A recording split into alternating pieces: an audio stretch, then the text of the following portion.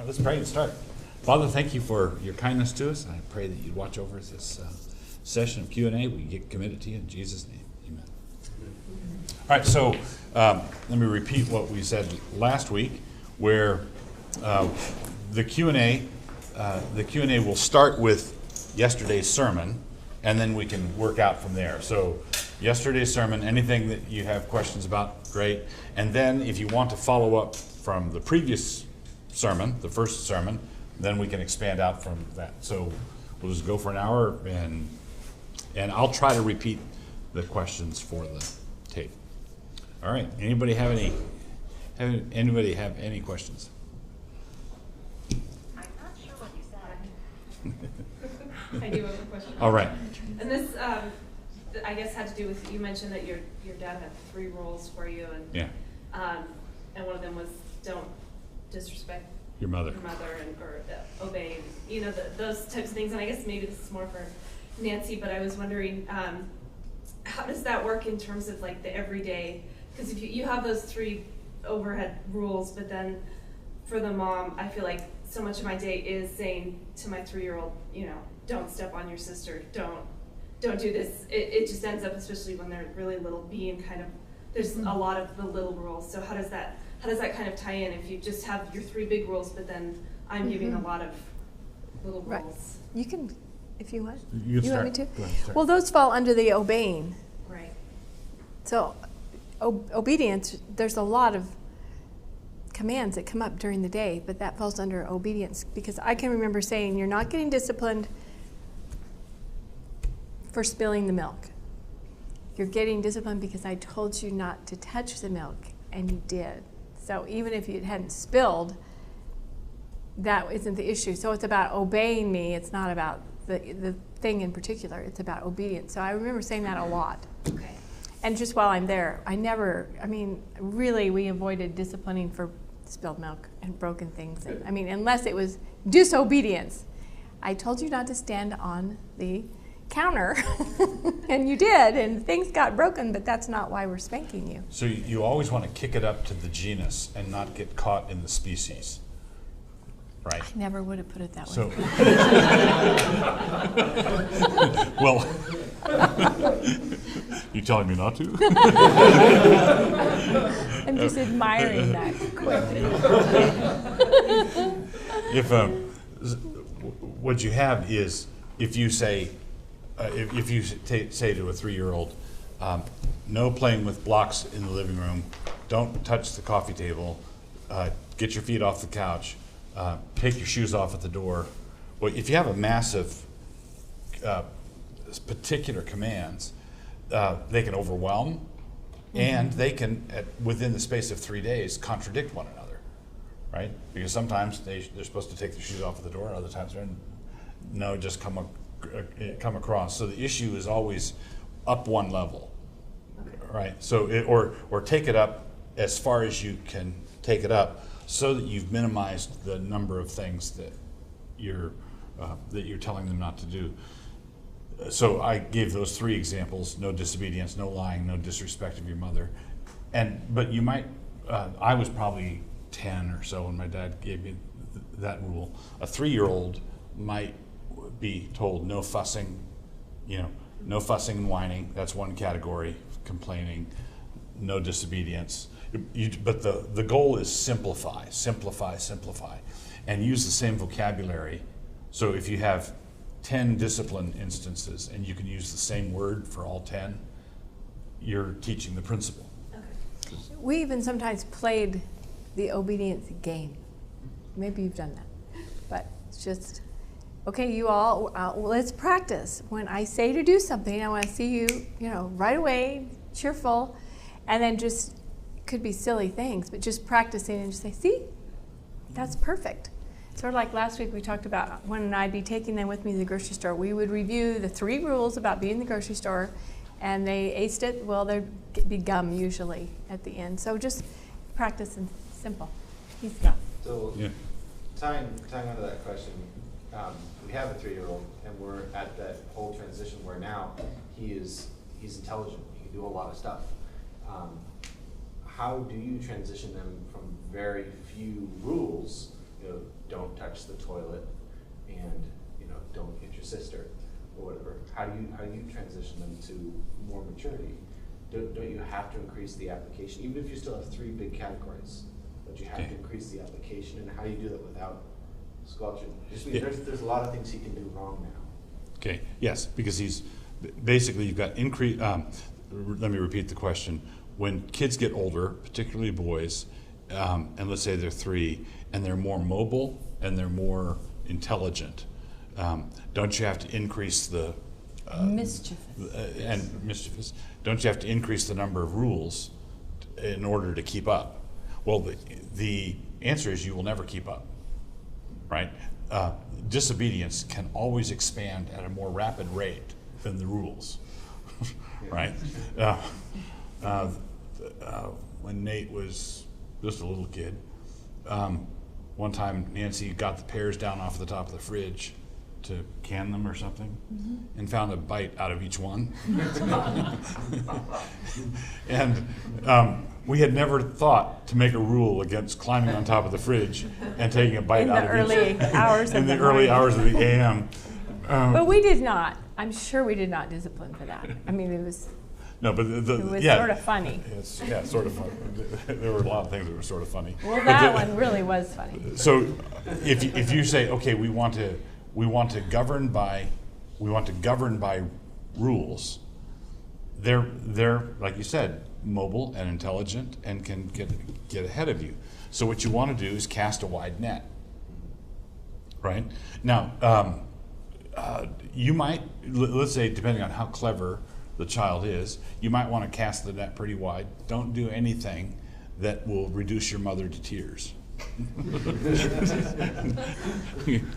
don't where you just say this, and you know what I'm talking about, right? So you basically, once you get into the regulatory agency mentality, then what you're going to do as the child becomes even more intelligent is you're going to produce what my dad called sea lawyers, where they not only can they get ahead of you, but they can argue their case after, you never told me not to play with the lawnmower, right? And that's true, you never did. And then it reduces to, if you didn't tell me not to, then I get to. Okay. So you really want categories that encompass. And we would, for instance, with the pears, we probably had a little lesson, a little teaching about that.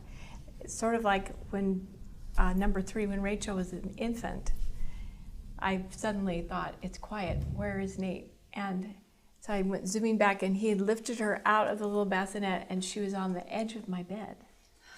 So so I talked to him. We had a little teaching time about it, but I didn't discipline him for it because, there was no rule about it.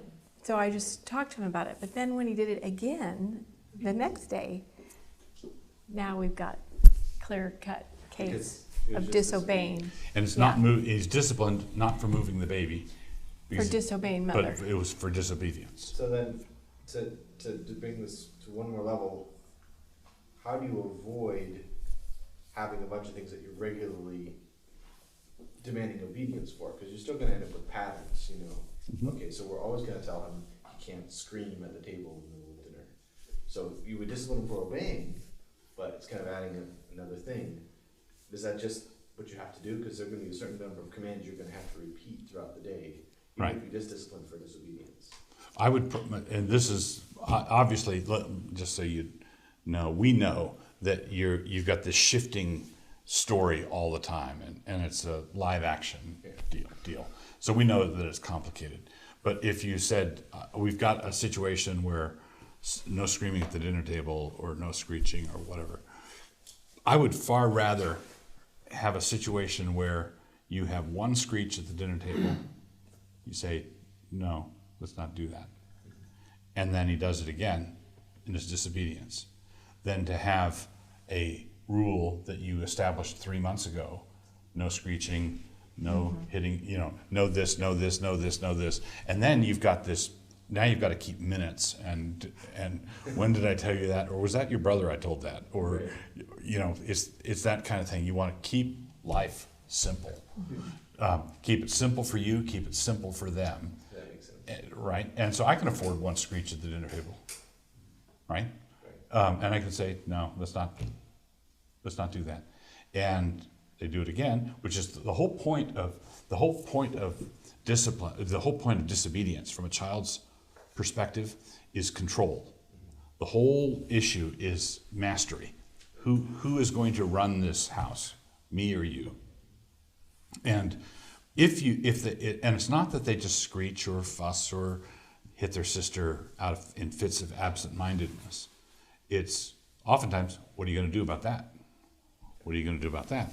And so if they screech or yell or throw a potato or something at the dinner table, and you say no, and all you have to do is say it once. You say no, and then they do it again, which is what they need to do in order for it to be about mastery, right? If you tell them no and they comply, you won. They're learning that you're in charge. If you say no but they want to be in control, then they're going to do it again. They're going to push it, and then when you discipline them, it's for disobedience. Okay, that makes sense. Okay. Thank you. So can I follow up on that Yeah. though? You tell them one night, no, they scream again. The second time you spank them. The next night, you give, would you suggest another warning, or is now the rule in place? No, I would. The question is, if you say Wednesday night, don't do this, and then Thursday night they do it, is the rule in place? Is it a standing order like in the military? Is it a standing order, or is it renewed or refreshed? Yeah. I would prefer to refresh it, and the reason I would is it doesn't take that much time. It takes two seconds. You let them figure out the pattern, but you don't open up the door for them to say, but I forgot, or that wasn't, you didn't tell me that, I don't remember that. You're just creating opportunities for arguments. Mm-hmm. And so and the other thing is, if you read the book of Proverbs is a father writing to his son, and it's all about child rearing. And it's an older son, but it's a father to his son, and it's amazing how much repetition goes into it. When you have to repeat yourself, that's not a sign of system failure. It's I think God designed children to need to be told the same thing over and over and over again. And if it's done patiently, then everything happens. You keep the issue clear. I said not to do this, 15 seconds ago? You did it, and now let's discipline for disobedience. Mm-hmm. Rather than 24 hours gives them all kinds of maneuvering room, and they will take advantage of the maneuvering room. The other strategy is just remember, no screeching tonight at the dinner table. As you're sitting down or before, just a reminder. Yeah, if you remember, that's a good point. If you remember that this is a pattern, then you can just say, like Nancy did going to the grocery store, I know what their temptations are at the grocery store. So I review with them right before we go in.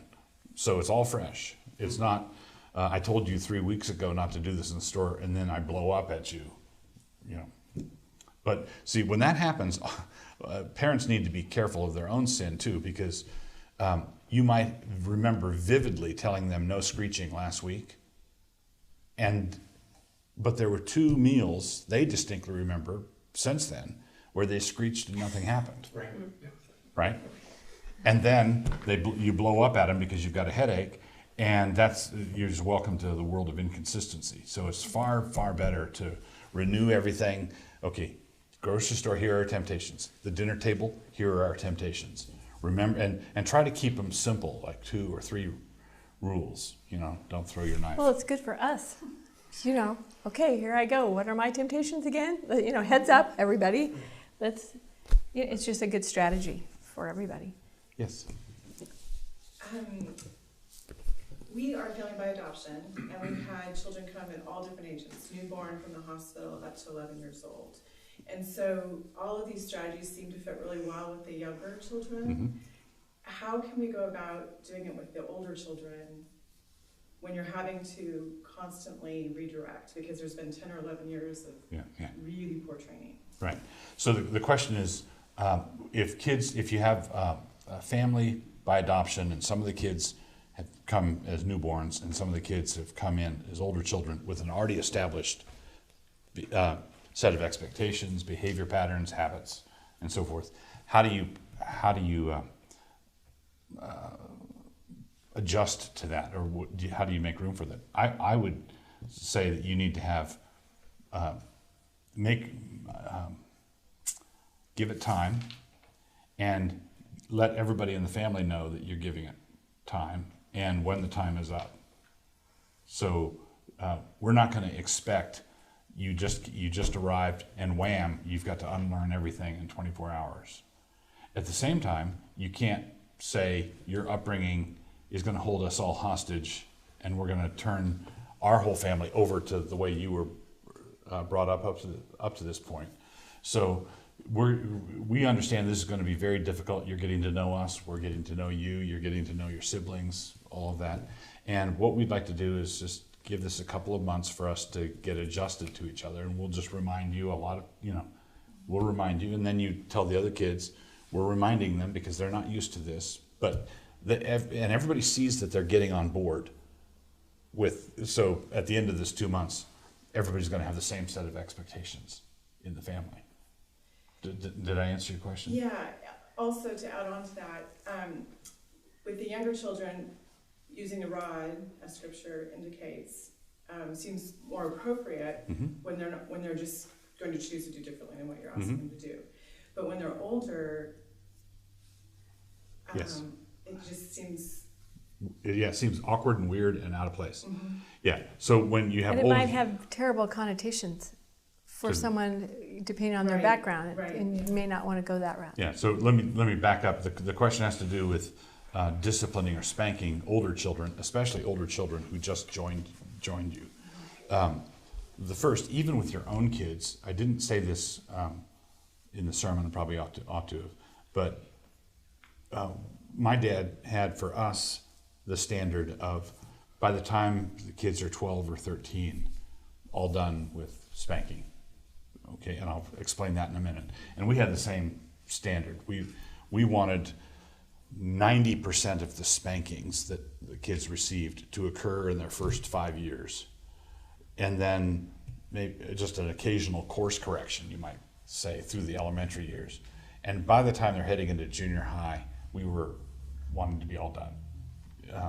And we moved to another form of discipline with the kids when they were older. And that was with our own children.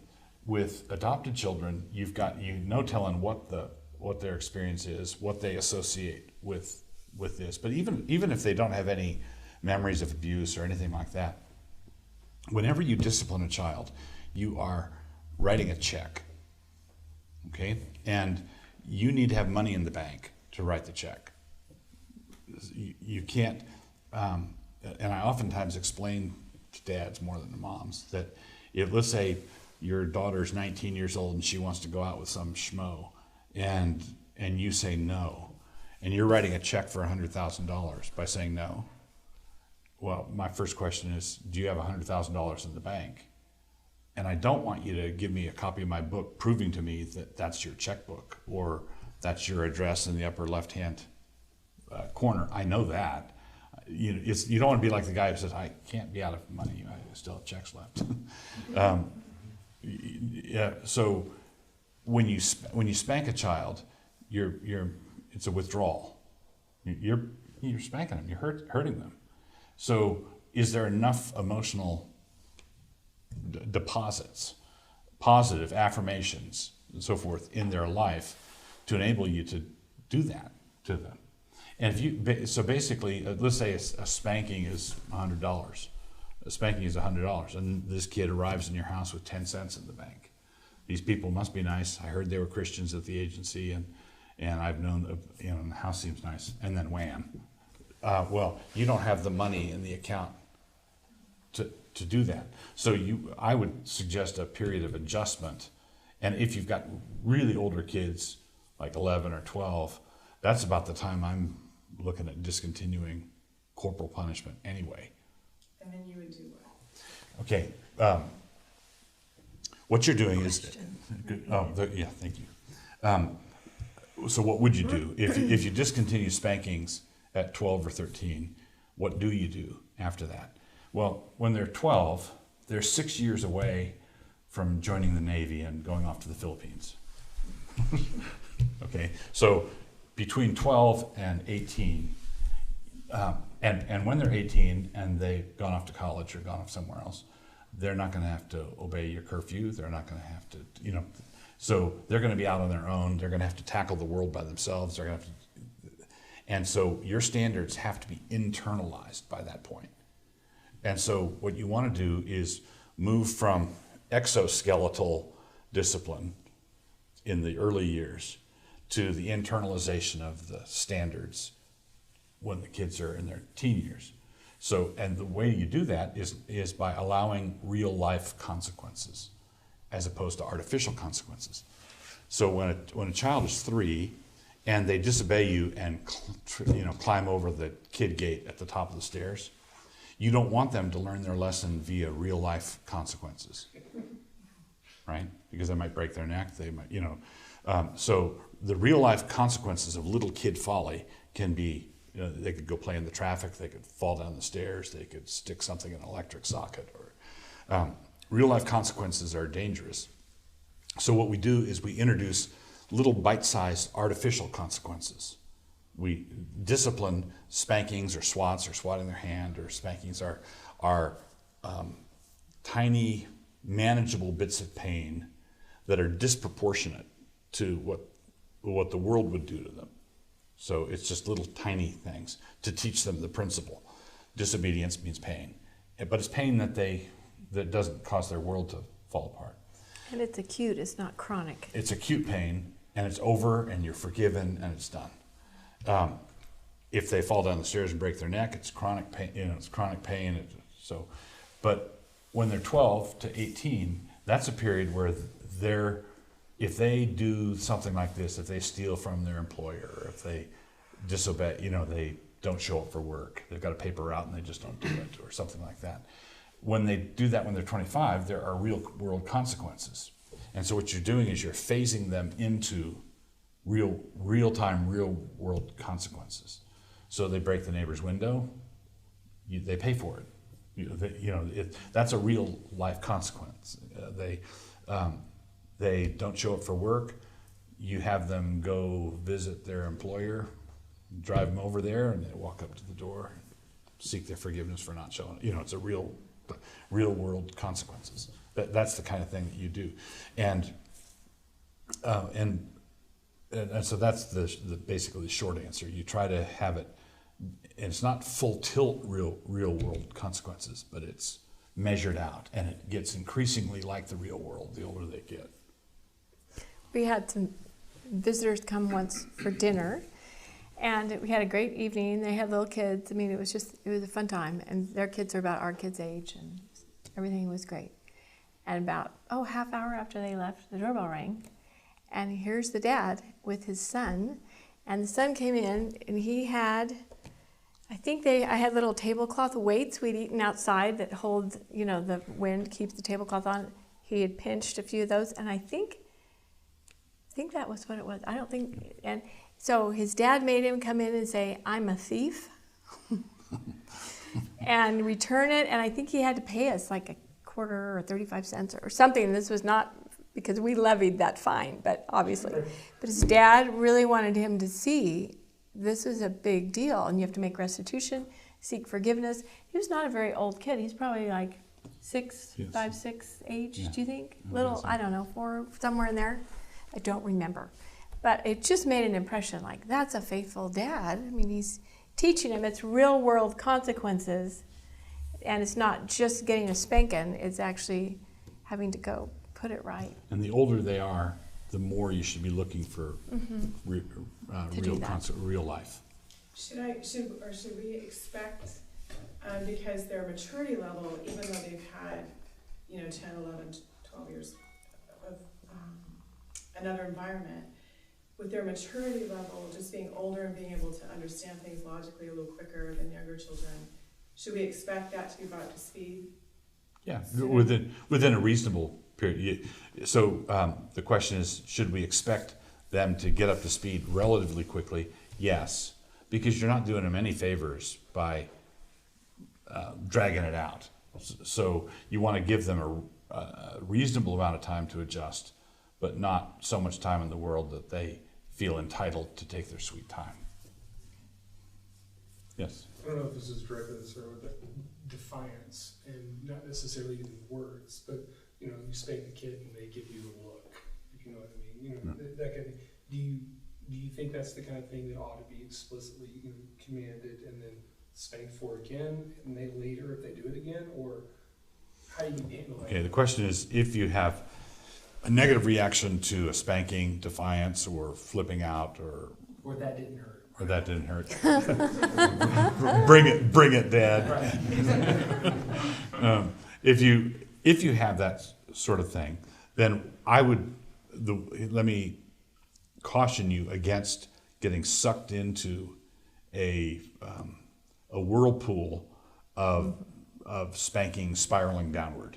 Right? Because if that happens, what's going to happen is he's going to say, okay, I've got the upper hand. Everybody loses. Everybody loses, and he's going to say, I'm going to defy Dad again, and then you're going to have a next to impossible time spanking him 10 times in a row and not damaging him. I said in the sermon that spanking should sting and should hurt, but it ought not to be damaging. And if you get to the point where you have a bunch of spankings in a row and he's trying to throw down and you're trying to throw down, it's going to be awfully hard to stay out of that kind of thing where you're just clobbering the kid. So what you need to do is, if he spanks you, if he defies you when you spank him, and you think he's gonna, and you note that, I would file that away for next time, right? And say, okay, clearly, when I spank him once, I'm not spanking him in such a way that he concludes after the first one, I don't ever want that to happen again. Right? So I believe that instead of having 10 spankings with 3 swats each, 30, it'd be far better to have 1 spanking with 10 swats. Sure. Right? And just say, okay,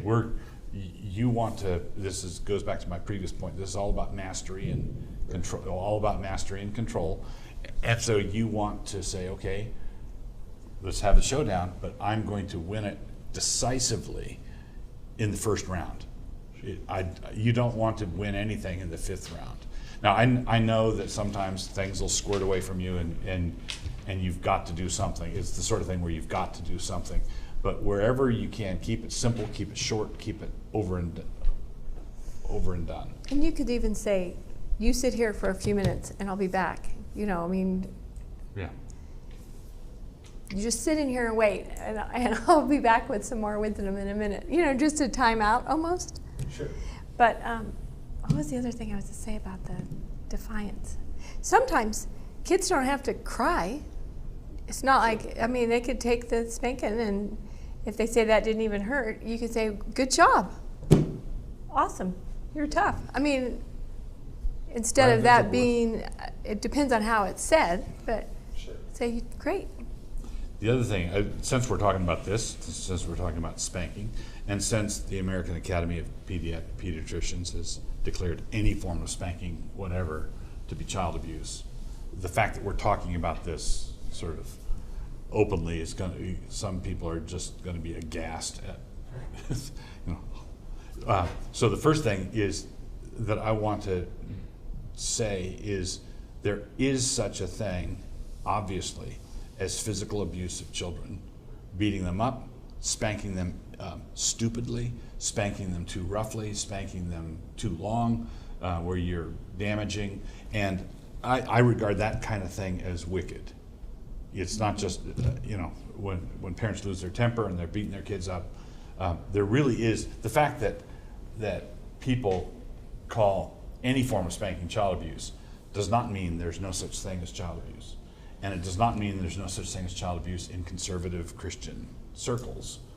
Sometimes because the parents are abusers, and sometimes because the parents are just foolish and they don't know how to, they just get sucked into these things and don't know how to get out. And so the best way to do it is you want the spankings to, you want the rules to be simple, you want the spankings to be the end of the world as far as the kids concerned, but the end of the world right now, over and done, rather than drawn out over an epic battle for 45 minutes. Yeah. One thing I might just throw out, as far as the actual mechanics of spanking goes, is we found it to be more effective to use, we use a pancake flipper, it's got a big head on it, but something that you can get a bit of velocity, but it's light. You get a really good sting without a good impact. And I like that a lot better than my hand. Because, you know, my hand is, I want that to be a loving thing, not a, you know, a little jarring. And, so just, and the Bible does say rod, not. Right. We never used our hands. I mean, we just would use like a little paint stirrer, just a little pop, pop, pop. It just stings. It doesn't. Or a wooden spoon. Little, yeah, but nothing, and something. Another argument against using your hand, I think a hand is too heavy. It's too heavy and it's hitting as opposed to stinging. Also, if you don't know how to spank with your hand, you can hurt yourself as much as you hurt them. And the danger of that is if you hurt your hand and you're already on the brink of being mad, you know, some parents hurt themselves when they're spanking, and then they lose it, and then they wind up abusing the kid. So it's, and also what you said about the hand should be associated, I think, with care, protection, feeding, loving, not attacking. Never the face. I mean, it's just, that's what the little bum is for. It's a little pop. Yeah. And, you know, it was just always done it was judicial, it was calm, it was, okay, you know you disobeyed, so you're going to get 2 little swats, or 2 swats, maybe they're big swats, depending on how big this kid is, but just keeping it calm. Now we'll pray together, I love you, it's forgiven, and we go back to playing. Yeah. Related to both things you said, there's a lot of antagonism towards spanking coming from Christians too, in my circle anyway. You know, the rod is not, it's not talking about a switch, it's talking about a giant thing that you beat on the back. It's never talking about the buttocks, it's talking about the back, that type of thing. Yeah. Would you respond to that? I mean, Sure. that's a very prominent argument going on constantly right now. All right, so yes, I would, to repeat the question, there is an argument being mounted in Christian circles today that the rod, Proverbs says the rod is for the back of fools, not for the rear end of toddlers, right? So the use of the rod is, this they say is not talking about child rearing at all. And I'm prepared in most cases to quite cheerfully grant it, and say, yeah, I think the rod is for the back of fools and not a switch for a toddler's rear end. But I would offer it, I would then take that as an a fortiori argument, a how much more argument. Because the people who are arguing against spanking toddlers for mischief, are they seriously arguing for corporal punishment for teenagers? Right? Is that what they're arguing for? Well, no.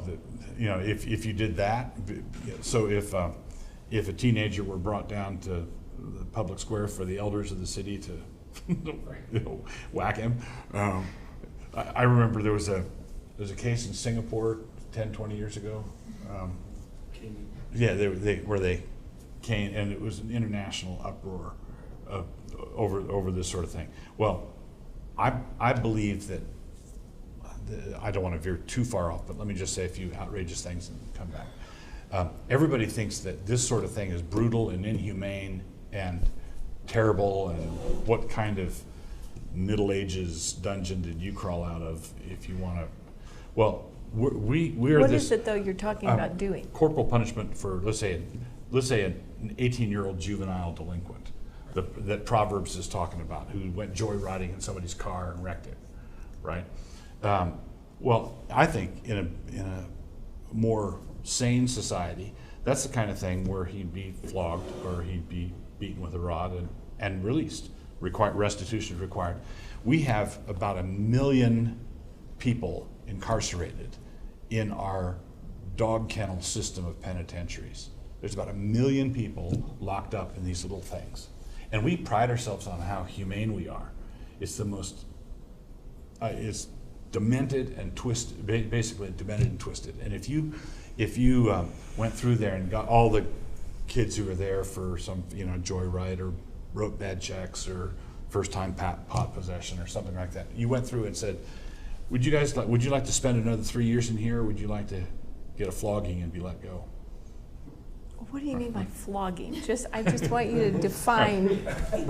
In Proverbs, a rod for the back of fools. So corporal punishment for grown-ups. No, right? but flogging sounds like Like tearing the flesh off their back. Not so I'm like just wanting you to be clear. Thank you. It's just Actually, like a stick, beating them on the back with a stick or something? yeah, but here's the Putting thing. them in what's that called? Stocks. The stocks. The stalks, right. Here's the one of the things that you want to be careful of is this. In the passage that I quoted on Sunday from Hebrews, the Lord chasteneth every son he receives and scourges. Right. The word used there is scourge, flog. So God does that with his children. His children can get worked over. Now, I know that in the British Navy, the cat and nine tails and the way Jesus was flogged was dehumanizing. And in the law, where it said 40 strokes was the limit, because otherwise it says in Deuteronomy, your brother will be degraded in your eyes. You can't go beyond that. And we think, yikes, 39 times, that's pretty degrading. But the Bible says the rod for the back of fools. So if that's a rough justice kind of system, it really is a rough justice kind of system. But I believe it's better than what we have now, because we just drive by the penitentiaries and we don't know that they're in there. It's out of sight, out of mind. We don't know what we're doing, and so we feel very humane. And then we're scornful of the people who say, well, why don't you just make them pay restitution, give them 10 whacks, and let them go.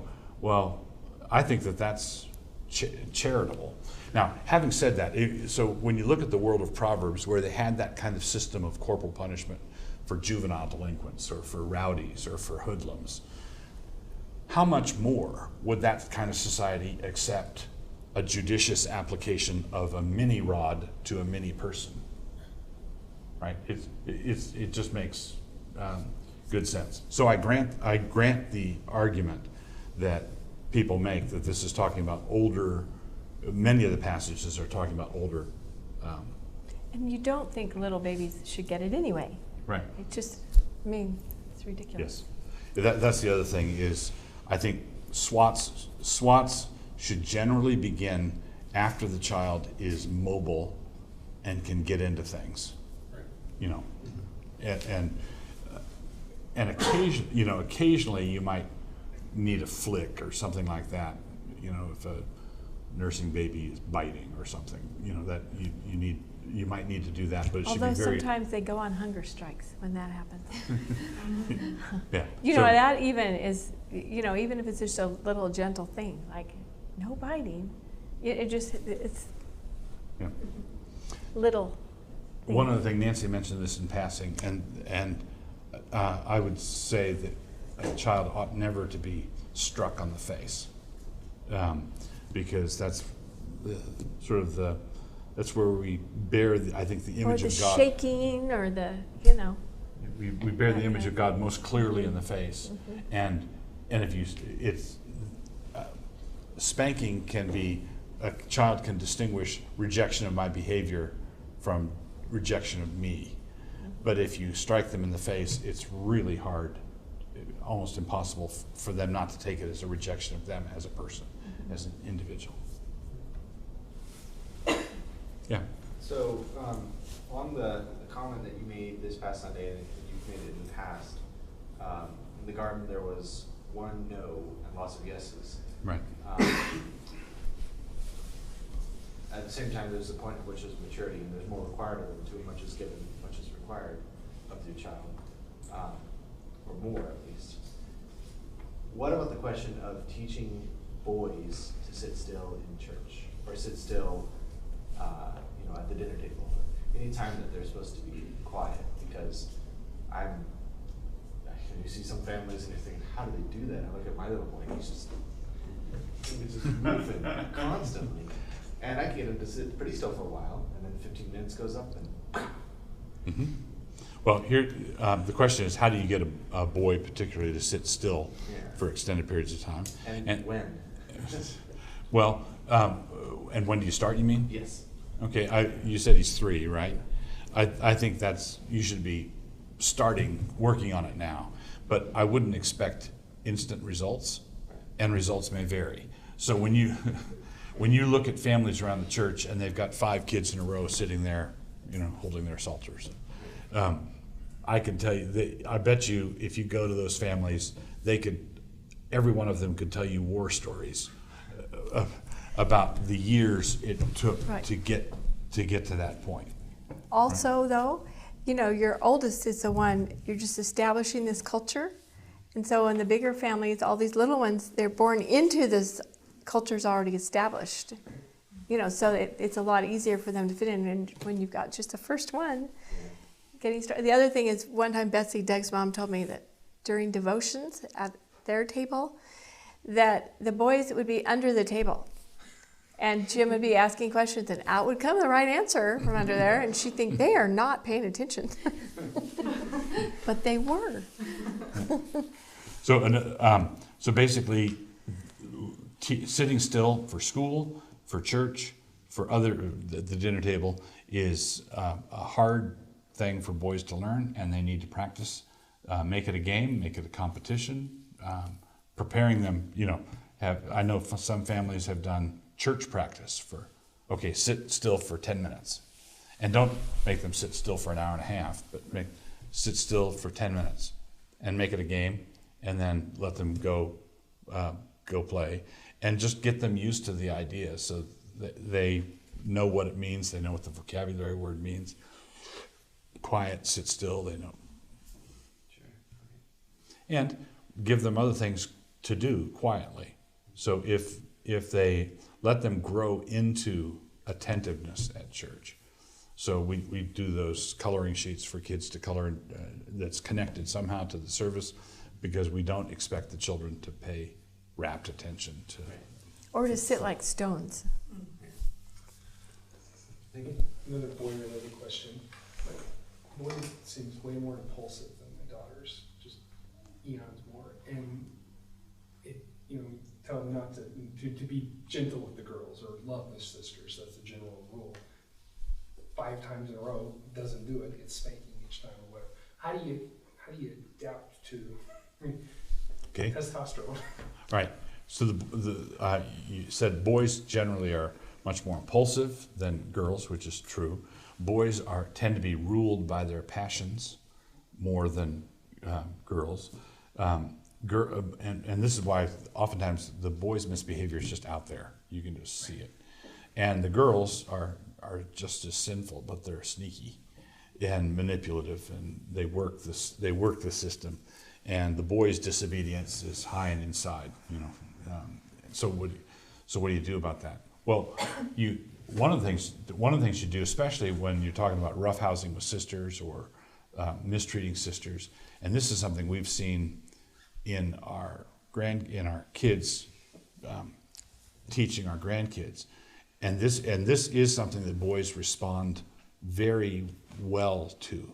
When you hurt your sister, when you hit your sister, you are being a dragon. And boys were given by God. God gave boys to families to fight dragons, not to be dragons. Right? So if you correct your boy for being a dragon, for attacking a sister, for being the kind of person that your sister needs protection from, she is in a world where she needs to be protected. She needs a protector, and you're supposed to be that. And boys are wired to want to be saviors, small s saviors. They're wired to want to be St. George. They're wired to want to be the one who delivers. And I think that correction would resonate with boys. I don't want to be the dragon. I never want to be the dragon. And Yeah. the girl question then. Okay. So we deal with the fussiness and and it's, I don't know, I mean, it's hard to deal with because, like you said, it's sneaky and manipulative, and so I don't know. And it doesn't seem like we're making a lot of headway. She still, gets into these fussy things, and I don't know. What advice do you have on that? All right, let me repeat the question. Maybe Nancy, you can tell some stories about what Rachel Okay. does. But what Rachel does with Blair, because we've been amazed at some of the things our children have come up with in dealing with this. But the question is, if a girl is mopey or whiny or fussy, trying to manipulate or nag or get her way through, on a war of attrition or something like that, how do you deal with a girl who's not defiant? Boys tend to be passion-ruled and defiant. Girls are in it for the long game. They can wear you down. How do you deal with that? And you were just telling me I a story just the told other Doug day. a story because I think it was yesterday. Yeah. Rachel was getting Blair ready to go out the door, and Blair started fussing. She wanted something, and Rachel had already said, "You can't have it." Blair's 3, I think. Yeah. And so Blair started, "I want to," she started to do that again, and Rachel said, "Blair," I said, "No. So you have to control your heart. Show me how you control your heart. Show me what you do." Because she's trained her. She's taught. This is not new information. This is practiced. She goes. She said, "That's right. Okay, so let's do that again. Show me how you're controlling your heart." And so I'm just watching this, and I said, "Blair, that's so good because we want strong women. We don't want weaklings in this family. Control your heart." So it's not okay, she did it again. We're down to get spanked. It's more just giving them opportunity to correct themselves. And That takes a lot of practice. And there's an important truth in there, because if a girl is fussing, and the same thing applies to a boy, but if the child is disobedient and you come down on them like a rock pile, bam, they're learning, I'm the weak one. My parent is the strong one, I'm the weak one. As opposed to what happened there is where she was being taught to be the strong one, right? So self-control is the beginning of all strength, right? And so you should talk to your daughter and say, we want you to be a strong woman of God, not a weak woman of God, and a woman who listens to her heart, who listens to herself instead of talks to herself, is just flighty and driven by everything, and we don't want you to be that kind of woman. And don't begrudge repetition. And if you do that little thing, and then like if Blair had just thrown down and just said, not going to do it. I mean, then they would have had to go back and had a discussion privately. But as it was, she just gave her a couple of opportunities, like, well, that's a good start. Let's see, you can do better than that, and let's see it. So I guess going off of that, like in terms of repetition, if she comes in and asks for water in a whiny voice, and I say, try that again in a cheerful voice, and we Right. get it that time. And Yeah. then 10 minutes later, she comes in and asks for something else in a whiny voice, and I'm saying, Yep. try that again. Yeah. So it's not me. I No. would add one more thing. So the question is, if you say try that again and she does it again, I would add one more thing, and that is make her go out of the room and come back in and try it again. So you're tying more of a flag onto it. Yeah.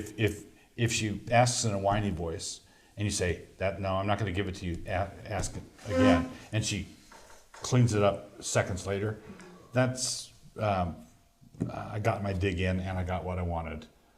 But if you say, okay, that didn't work, that's not how we do.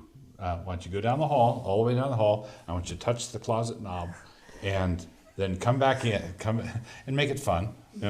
Okay, and come back in and try it again and give her a few moments to compose herself, and she has to come in and do it right. the second time and make it more of a deal, her having to ask again. But it's close enough that you'll give it to her if she asks the right way. Doug said that kids need the repetition. I think we do too. You know, God must think we need to repeat ourselves a lot. So it's just good for our souls to have to go through it again and again. And I have a question off of your story you just told about Rachel. It Yeah. sounded like she told her, and after she first fussed, and then she fussed again, and then she made her train that.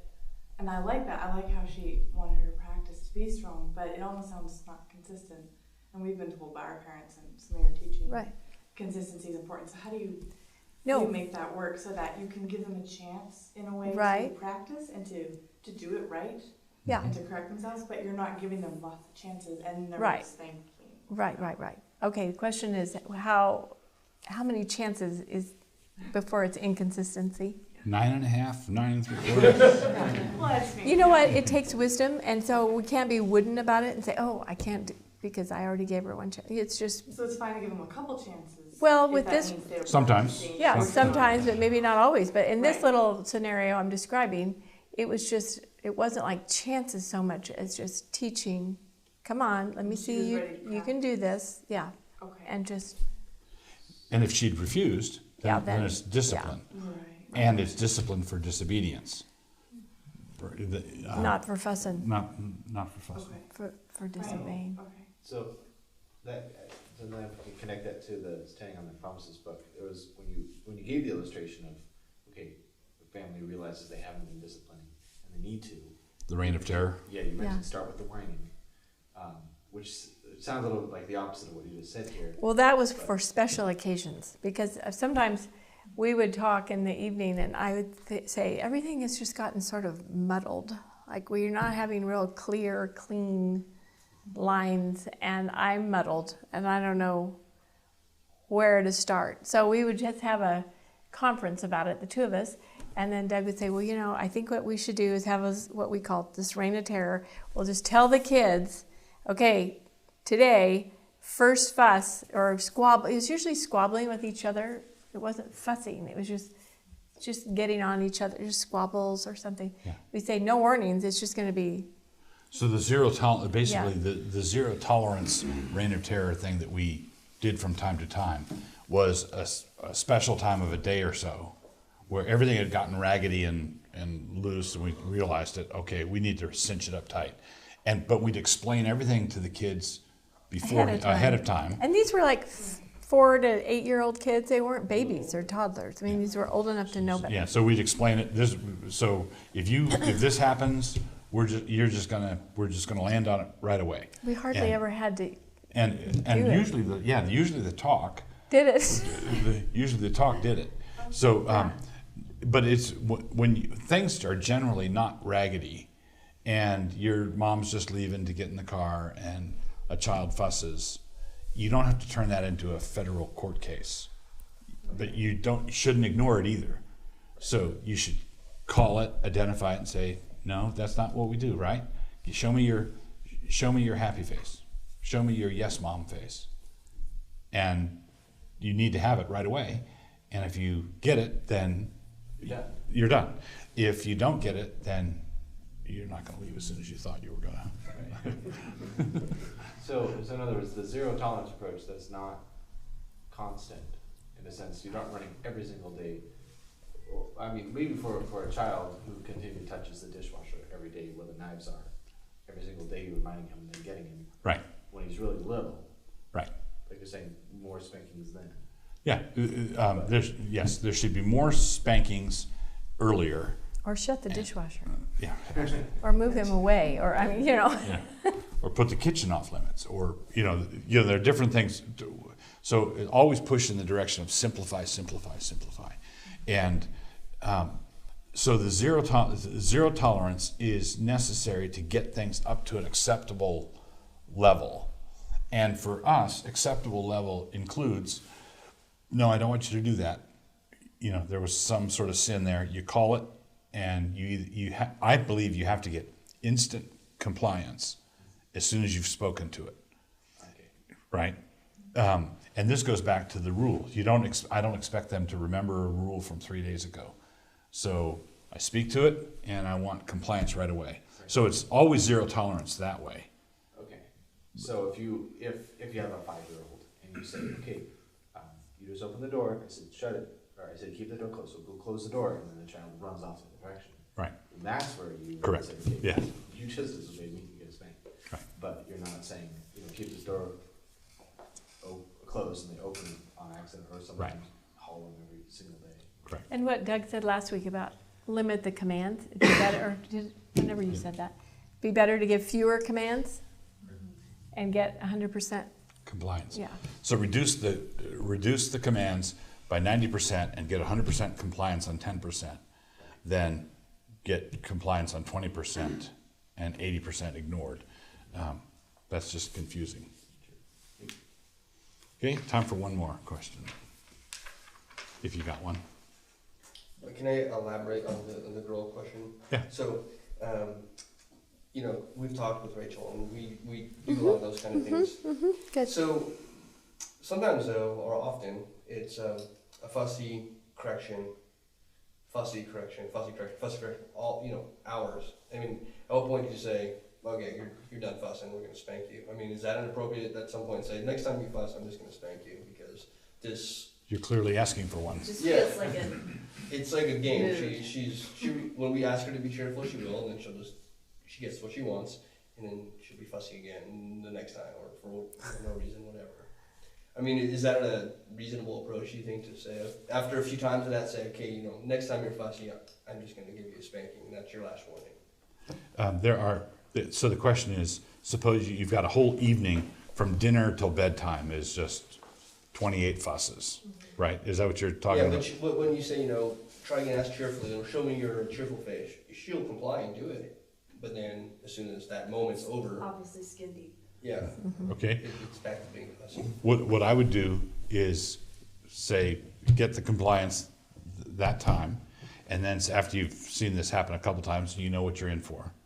So when you give her what she wants after she's shown you her happy face, and then you say, now, we know that you're going to be back here in 10 minutes fussing about something, right? And you can make a game out of it. You can just say it. And so oftentimes kids will say, yeah, yeah, I know, Dad. Yeah, that's what we do, right? And so you may not do that. We're all done with the fussing for the evening. Now sometimes I think a spanking is appropriate, because sometimes what happens is kids will do that not because they're trying to get what they want, but because they are consumed with guilt. Right? They've got a backlog of unconfessed sin, and they can't function in a godly way. And a spanking done right would cleanse, just clear the air. It often does, yes. Right. So one of the things you want to do is ask, is this an accumulated backlog of unconfessed sin that a spanking would clear up? If so, give the spanking. Sometimes it might be, we don't want to give too much credence to the all-purpose excuse, she didn't get her nap today. But sometimes she didn't get her nap today, and she got a pretty thin lunch, and she's fried and out doing. It might be just time for bath and bed. Right. 45 minutes early. That's the sort of thing you do. Just head it off if you can. Try to avoid it if you can. But sometimes you'll say, okay, I think she's asking. I remember one time with Becca, she was a little toddler, and she was just walking the line all the time. And Nancy and I talked, it was very clear to us that she was looking for a spanking, and because she wanted to be clean. And so we said, all right, let's just wait till draw a line and just draw a line and wait till she puts her toe across it. And so she did. We spanked her, and she turned into a ray of sunshine. Mm-hmm. Just dramatic. Yeah. She was liberated and free, and the guilt was gone, and it was relief, and it was just it was quite striking. So, but you were only spanking for that offense. I mean, For the or did- one, we drew some line because we just thought she's just walking the line. She's unhappy. She wants a spanking, but we're not going to just give her a random spanking. Right. So we needed some offense. So we, So- yeah. But that cleared up all of It the just backlog cleared anyway, it. even though Yes. that wasn't necessarily addressed specifically. Correct. Right. And the other thing is just, I've sort of said this before, but teaching and praying with her. You know, we're praying that you're going to quit being a fussy and encourage her in the morning. You know, this is what God says. Cheerful hearts and fussing he doesn't like. And, you know, just so you're not just correcting, but teaching, bringing her along that way. And praying with her for it. Let me finish with that. Just a quick statement of the liturgy of spanking. I think the liturgy ought to be you've given a command. You go to the bedroom or go to wherever the spanking. The Merkels had a room in one of their early houses called Cyprus. The kids had to go to Cyprus. So yeah. You had to go to the basement. I had to go to the basement when I was a kid. So that you have a clear infraction. Let's go. And so you go to the place. If you're adjudicating something that came to you, a squabble out of the backyard, and you didn't see it, then you have to there has to be Proverbs 18:17. One man's case seems reasonable until you hear the other side. So you give an opportunity for the defense. But if you saw it with your own eyes, then you explain, this is what the infraction, this is what I'm spanking you for. I'm spanking you for disobedience, or I'm spanking you for lying to your mother, or this is what I'm spanking you for. And then you explain the offense, then spank, and then hold them until they're done crying, and then pray with them and tell them it's completely forgiven. It's as though you've never done anything wrong. As far as we're concerned, everything's clean, everything's good. And come on, let's go. And if they're sulky, then you can leave them there until they're prepared to come out. But I wouldn't let that escalate into another round. I would address defiance, but I wouldn't if they're just still a little bit unhappy, I'd give them time to readjust. Okay? Well, thank you so much. Let's pray. Father, thank you for our time here tonight. We commit this to you, and we pray that you bless all the little children that are represented here. We pray in Jesus' name. Amen.